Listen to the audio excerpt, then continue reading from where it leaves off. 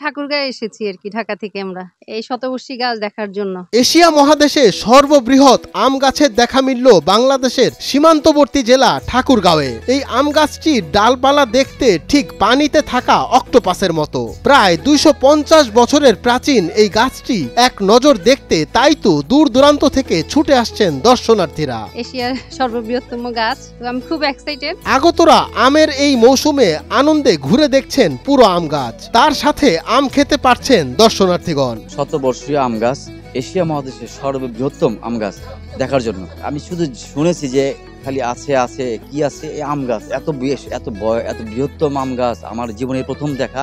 এবং এত আম আমার কখনো আমি কোনো গাছে দেখিনি। এই ঠাকুরগাঁও বা রাজশাহী যেখানে গেছি আমি, একটা এই এমন ধরনের আম গাছে এত আম ধরতে পারে, আল্লাহর এটা সবচেয়ে বলা যায়। সুদূর ঢাকা থেকে আম গাছ দেখতে এসে আবেগে আপ্লুত পুরো একটি পরিবার। এত বড় আম গাছ কখনো দেখেননি তারা। গাছে যে এত আম এখনো ধরতেছে, এটাই আর কি অবাক।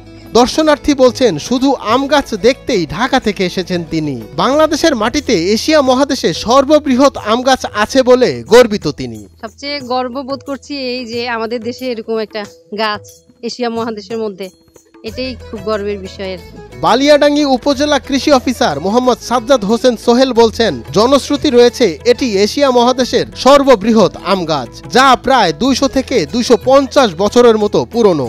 গাছটিতে প্রতি বছর 80 থেকে 100 মনেরও বেশি ফলন হয়, যার দাম প্রায় 5 লক্ষ টাকা। যে কারণে প্রতিদিন অনেক দর্শনার্থী আসছেন আম গাছটি দেখতে। প্রাচীন একটা লতা সূর্যপরী গাছ আছে, এটা প্রায় জনশ্রুতি মতে 200 এর বয়স, এবং এটার প্রায় 19টা ব্রাঞ্চিং বিভিন্ন দিকে ছড়িয়ে গিয়েছে, এবং গাছটির উচ্চতা প্রায় 70 ফিট থেকে 75 ফিট, এবং গাছের যে বের এটা 35 ফিটের মতো উচ্চতা। এবং প্রতি বছর প্রায় আমরা আমাদের কৃষকদের সাথে কথা বলে জানা গেছে যে এটাতে 80 থেকে 100 মনের মতো আম ধরে এটা থেকে।